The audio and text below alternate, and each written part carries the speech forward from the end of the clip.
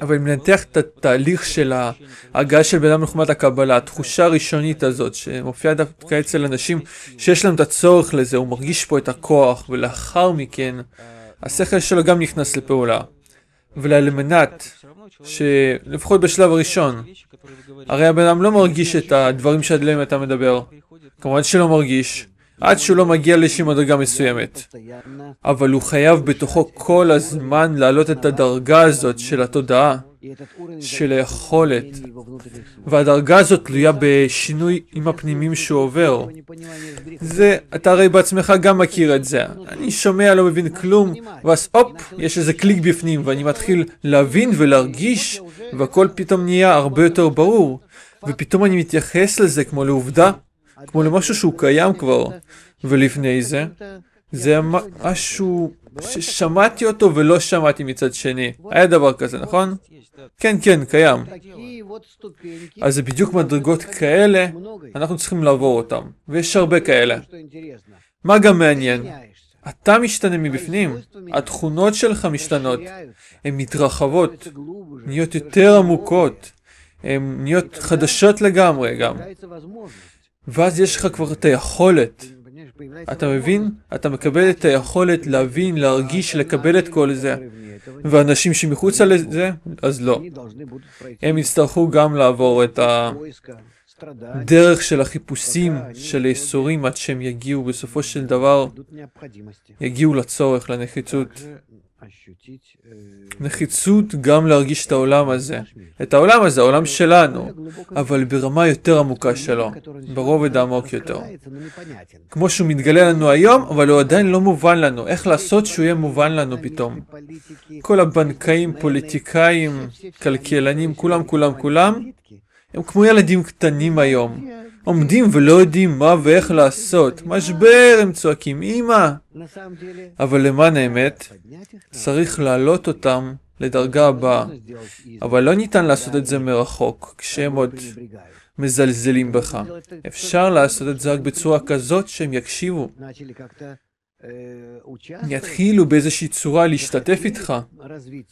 שירצו לפתח את עצמם לפחות קצת, ינמיכו את עצמם, יכופפו את הראש שלהם.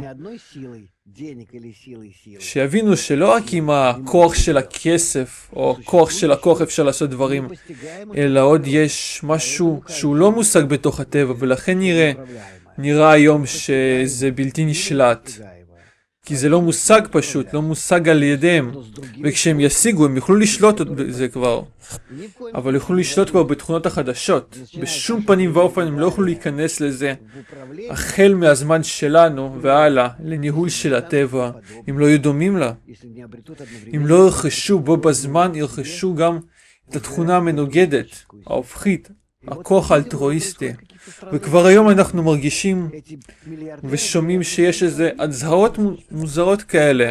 המיליארדרים האלה אומרים, אנחנו נתחלק איתכם, אנחנו נבוא לקראתכם. לפני כמה שנים זה לא היה.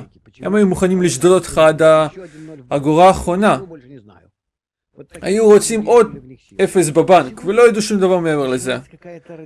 ועכשיו איזושהי הקרנה מההמונים, איפשהו מהטבע, והם מרגישים שאיזשהו גם כוח, תנועה אחרת. הם נהיים איכשהו יותר קרובים לזה כבר, וזה למען האמת ככה. הם גם יהיו אחרים בסופו של דבר. תהיה איזושהי התקרבות, והמכות יגלו את כל זה. פעם היו לו נגיד 20 אפסים אחרי איזשהו מספר בבנק, ועכשיו פתאום במקום 20 יש לו רק 10. זה יקירי שלי. זה כמעט עוני כבר. ועכשיו מה? מה נשאר לי בבנק, הוא אומר? 10 אפסים אחרי איזשהו מספר? והוא כבר מסכן. והוא כבר מתחיל לחשוב, בשבילו זה נפילה ענקית. וזה כבר מכוון אותו, זה כמו איזה אני שאין לו מה לאכול, אז באותה מידה מיליארדר הזה, אם הוא איבד את כמה מיליארדים האלה. למרות שיש לו עוד כמות כזאת של מיליארדים שהוא פשוט לא יודע מה לעשות איתם, אבל זה לא משנה. זה לא משנה בכלל. המפעלים שלו פתאום לא עובדים. הבנקים שלו לא מתפקדים. אתה מבין?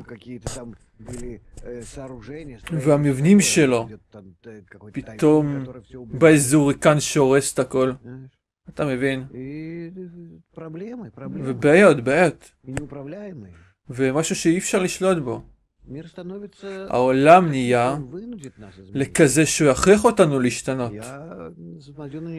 ואני מסתכל על זה עם תקווה גדולה, על העולם הזה. בשבילי זה לידה ממש. זה כמו שאתה מחכה לילד שפה כבר עומד להיוולד כל שנייה. זה אירוע כואב, אבל מצד שני גם משמח מאוד.